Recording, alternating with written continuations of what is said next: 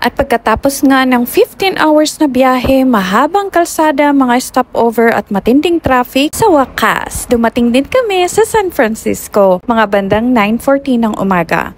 Pagod pero excited, nagpark nga kami sa Golden Gate Bridge parking. $10 lang for the whole day, kaya sulit na. Syempre, hindi kami nagstay ng entire day on that spot. Nag-brunch muna kami habang tanaw ang sikat ng tulay ng San Francisco Bridge. Pero ang gulat namin, sobrang lamig at ma-foggy talaga. Hindi namin inakala na ganito pala kalamig dito. Pero kahit malamig, ang ganda pa rin. Parang nasa panaginip habang naglalakad sa tulay. Dati-rati, nakikita ko lang ito sa computer screen as wallpaper at calendar design. Ngayon, very grateful talaga kami to experience coming over here. Hindi siya kita dahil foggy siya, pero yung nakarating ka at ma-experience mo ang pumunta dito ay big privilege na. Next is Fisherman's Wharf. Ang daming tao, iba't ibang pagkain at amoy ng seafood sa paligid. And of course, coffee. Nakapag-picture kami, nag-stroll around the street and bought some tokens and enjoy sa lively ng lugar.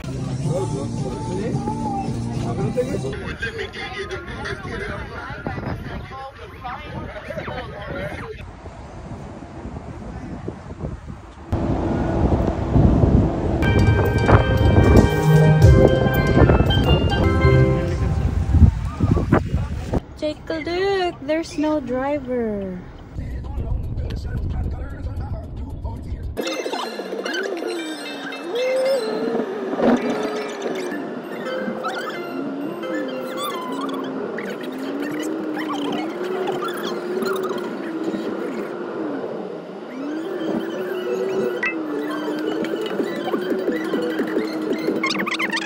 Pagkatapos, umakyat kami sa Twin Peaks para kang umaakyat going Baguio pero mini New Zealand ang datingan habang paakyat. Sa taas, kitang-kita mo talaga ang City of San Francisco. Pero dahil foggy, konti lang ang nakita namin.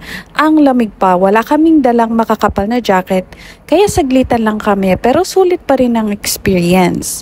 At panghuli, pumunta kami sa Baker Beach para mag-picnic. Plano sana namin magbabad sa tubig pero ang lamig ng Pacific Ocean at ang lakas ng hangin.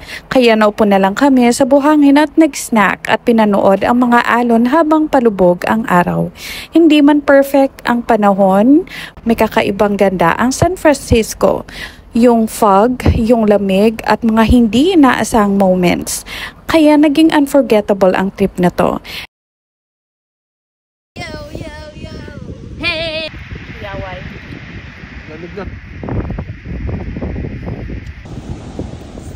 Kahit sa sand, enjoy na enjoy na.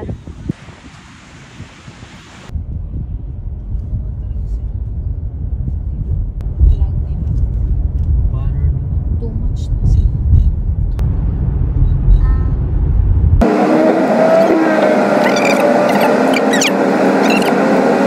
And of course, we end our day relaxing on the pool, kung saan kami nagstay overnight. Salamat sa pagsama sa adventure na to.